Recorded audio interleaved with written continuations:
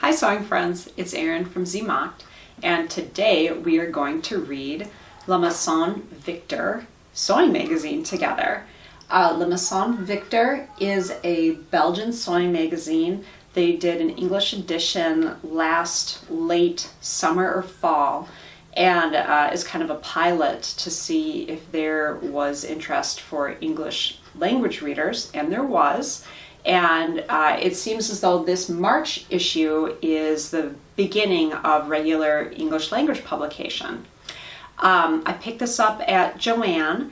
It was $12.99 US, and it does contain sewing patterns and a bunch of other DIYs. You'll notice here that La Maison Victor's tagline is "Sew it, make it, love it," and that is going to be really important as we flip through the magazine. So let's get it underway. Here it is, La Maison Victor sewing magazine. Let's start with the important stuff. First things first. Let's talk sewing patterns, people. This issue of La Maison Victor has a bunch of different patterns. There are 3 patterns for kids, including 1 knit pattern, which is kind of different. 4 patterns for ladies and 1 pattern for gents. The magazine does an interesting thing with its sewing patterns. It has them, this is similar to Berta's Style, I guess. It shows off the patterns in a fashion magazine style layout, and then it follows up the layout, the fashion layout, with the instructions for the pattern. So here is the Joy dress, which is a knit dress. It kind of reminds me of the Colette Moneta. And then there's a girl's skirt dress here.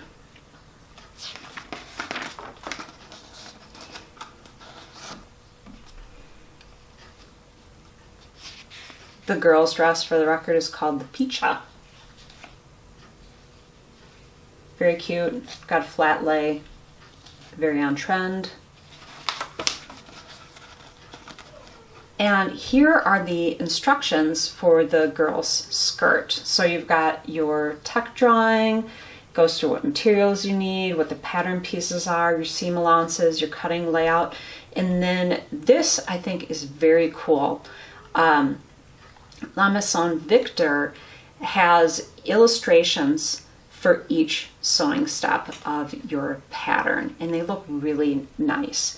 Now, I haven't sewn anything from the magazine yet, so I don't know, honestly, I don't know how great the instructions are, but if the illustrations are indicative of the quality of the instructions, I am very hopeful that they're going to be good. Also, I think after you've been sewing for a while, if you see, the illustrations of all the different steps for sewing a pattern, that even if the language or the text is maybe a little cattywampus, that you'll be able to look at the pictures and be like, oh, okay, I understand what they're getting at.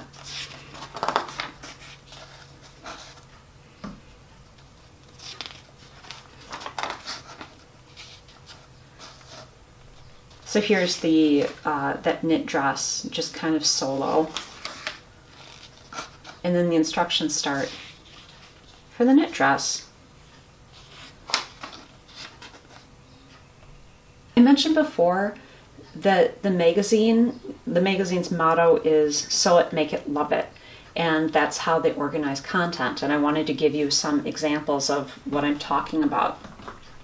So in this story, this is about styling your sewing room, how you can make it more functional and more beautiful. And the make it content is from La Maison Victor. It's stuff from their editorial staff, I'm presuming, that like their own DIYs and their own tips.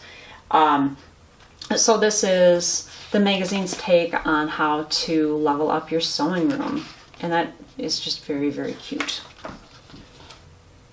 So they have a little DIY on how to make an organizer. So you've got like dowels, or I think it's actually copper pipe maybe.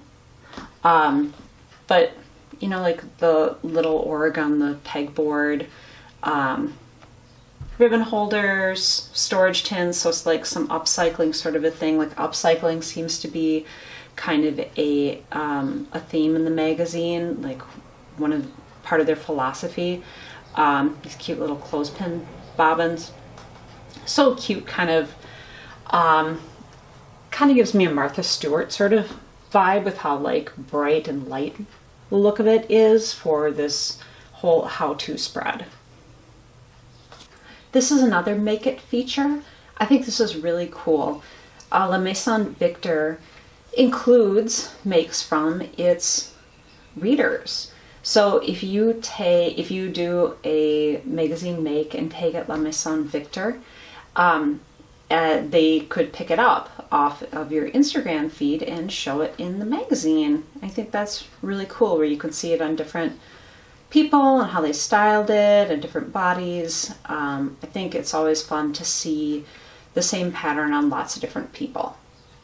This wow feature is from the Love It department. So the Love It content is stuff from other like Instagrammers or DIY blogs or other sewists, like basically content external to La Maison Victor. So there's this cute DIY with making little pluses with washi tape for kind of like a wall decor, like a full wallpaper kind of thing. This cute little origami folding blankie, some costumes, just stuff to kind of that's kind of medium instructional to inspirational. And another example of Love It content is this Mix It Up feature, which shows 3 ways to style the girl's pika skirt, and they're really super cute. So here's the chic look, the cool look, and the girly look.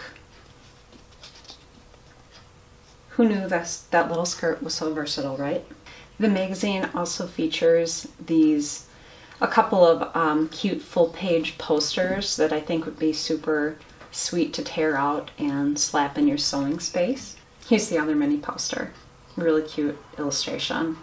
Let's chat some more about the patterns, because that's why you buy a sewing magazine. For the patterns, obviously. Excuse my droopy pages here. There are size charts in imperial, inches, and in metric. So this is the imperial one, and you can tell this because it says, although it's kind of small, Women USA, US in inches.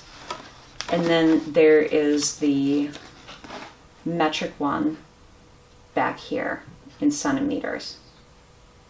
So just a heads up, if you're sewing something, be sure you're using the correct sizing chart so you can pick the right size. Another thing about the La Maison Victor patterns that I think is really cool is that with each pattern, they give a little like mini pattern map that so that you can, unfold this big piece of paper which has multiple patterns for multiple projects and multiple sizes. So it's it can be really confusing to find what you're looking for. But with this little map here, you can, kind of count the number of pieces you need. You can understand where they are on each of these. Once you prime your eyes for these shapes, it makes finding them and tracing them off a lot easier. One thing that I think is a big strike against La Maison Victor is that the patterns in the magazine do not include seam allowances. So along with tracing off any patterns you want to make, you're going to have to add seam allowances to all your pieces. In the instructions, it tells you what the seam allowances need to be for all the pattern pieces, so it's not like you have to figure that out. But it's labor intensive, 1, and 2, it is going to be very demanding in concentration. So like, for instance, the reason I bought this magazine actually was because I was kind of into this jacket. I thought it was a really cool moto style jacket that I feel like if I sized it down, it could be an Erin size jacket, and I don't think I have like a moto jacket pattern.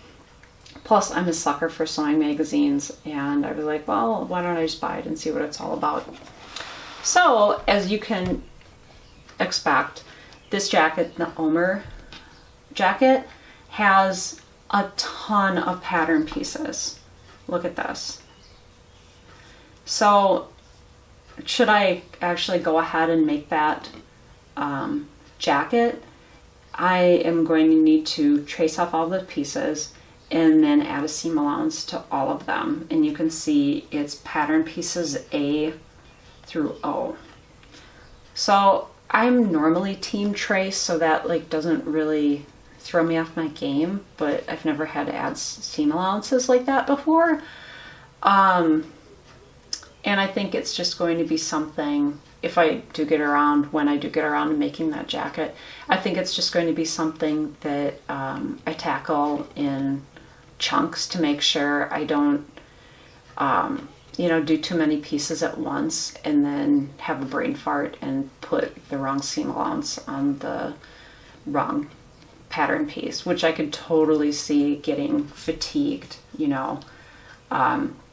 while you were, tracing and adding those seam allowances. So just a heads up, I think the patterns are cute, but there is that seam allowance addition factor.